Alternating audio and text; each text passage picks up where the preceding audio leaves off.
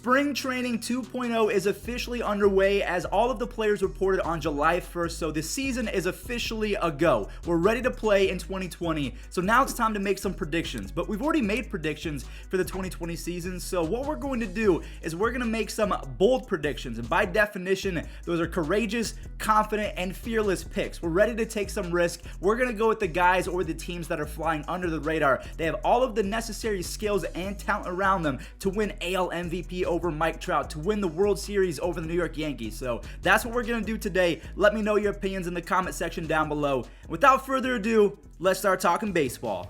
We're going to go ahead and start off with the National League MVP. And if you're a normal person, if you're a sane person, you would probably go with Mookie Betts or his teammate Cody Bellinger, Christian Yelich, or maybe even Ronald Acuna Jr. But there's one guy, my bold prediction, that is flying under the radar: Juan Soto. Do you remember back in 2015 when Bryce Harper won the National League MVP for the Nationals at 22 years old? I think we're about to see some deja vu because Juan Soto is going to have to rake, and he has all of these skills to do so. And even the fact that Anthony Rendon left, that's a big time benefit to Juan Soto, because if he produces and if the Nationals make the playoffs or even the World Series yet again, even after Joe Ross and Ryan Zimmerman have chosen to sit out, that is going to be squarely on the back of Juan Soto, because I can predict that he's going to have anywhere from 15 to 20 home runs. He's going to have a 950 plus OPS. He's actually getting better on defense as well. They've added a few pieces that can kind of replace about 80% of what Anthony Rendon did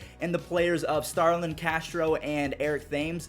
Those are tall tasks, but I think Juan Soto, he's up for it. Now remember guys, before we talk about the American League MVP, my bold prediction, I do have to emphasize that these are exactly that, bold predictions. You could also call them a hot take, because we all know that Mike Trout is most likely going to win MVP for the 4th time, considering he has a healthy Shohei Ohtani and a brand new superstar, a duo in Anthony Rendon. But my bold prediction, American League MVP winner, is going to be Aaron Judge. There was a video that was going around a couple days ago of him swinging on a field and his rib looks healthy. That is the only caveat to this prediction, is the fact that he is somewhat injury prone and he might not be able to play 60 games. But in my opinion, the 60 game schedule is going to aid him, because he can do so much damage in those 2 months that I think he is going to absolutely erupt. And with the help of some of his teammates like Gary Sanchez and maybe even a healthy Giancarlo Stanton and Aaron Hicks when he gets back, because the update is he's not going to be ready for opening day, but he will be ready to return to action pretty soon. So with the defense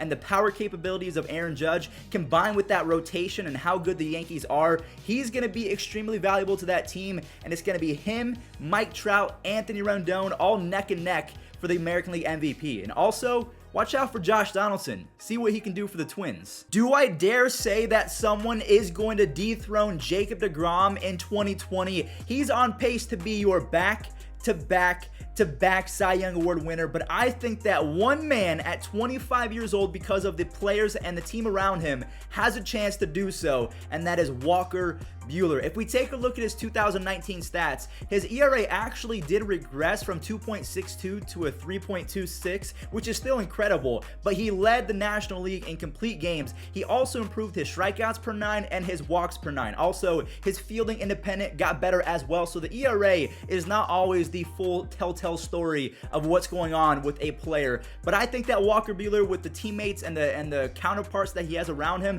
has an excellent chance to win Cy Young Award. Is it going to happen? I want you guys to let me know in the comment section down below. Do you think that Scherzer is going to take it? Do you think that deGrom is going to be your 3-time consecutive Cy Young Award winner? Or do you think that Walker Buehler is the new sheriff in town? Let me know. Also, I know that Chris Paddock is called the sheriff, but yeah, we're not talking about him. Here we go, guys. My bold prediction, my hottest take of this entire video: the 2020 American League Cy Young Award winner will go to Mike Clevinger of the Cleveland Indians. And the reason why I say that is because from 2018 to 2019, he got so much better in almost every single category. He went from a 3.02 ERA to a 2.71, a 9.3 strikeouts per 9 to a 12.1. He also lowered his walks. He didn't give up as many home home runs. I think that Mike Clevinger in 60 games is going to really do some special things, especially considering that the Cleveland Indians believe so much in him. They were able to trade Corey Kluber, which still pains me to say. And also, is Corey Kluber going to be healthy? Could he be a dark horse to win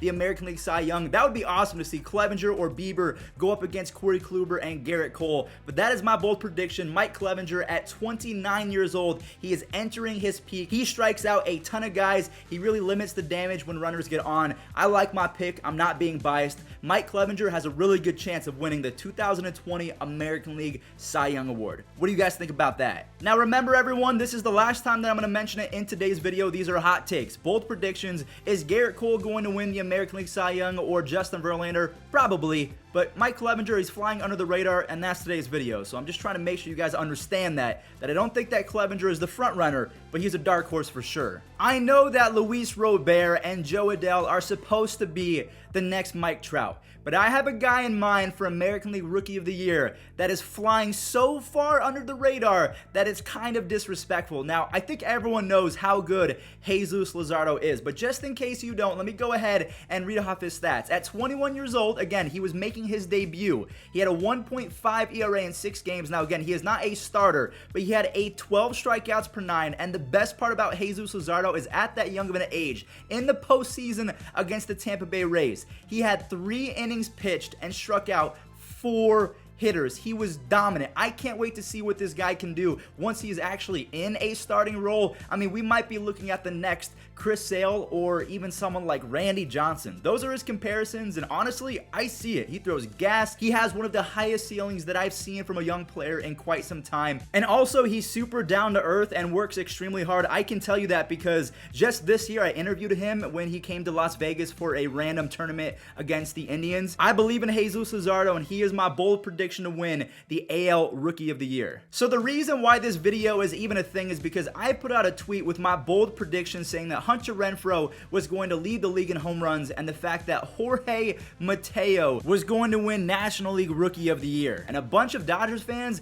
they said, did Gavin Lux retire? Did Gavin Lux retire? Again, these are hot takes. So do I think Gavin Lux is going to be the front runner to win 2020 Rookie of the Year in the National League? Probably. But in my opinion, Dylan Carlson of the St. Louis Cardinals is a switch-hitting monster who can also play really good defense out there in left field. He has a plus arm with pretty good speed as well. I don't really know any major league comparisons to show you guys in terms of how good Carlson can be. Maybe Ketel Marte, because they're both switch hitters. They can both steal you anywhere from 15 to 20 bags and hit 20 plus home runs. That's how good Carlson can be. Again, we have to wait and see if Ketel Marte can back up what he did in 2019, that breakout season. But if the Cardinals can get anywhere near the ceiling that Carlson is projected to be at, it's going to be a special season, especially considering they lost out on Marcell Ozuna and traded away their best DH in Jose Martinez. So again, if Carlson comes up and he performs, he's going to make the general management and the fan base of the Cardinals,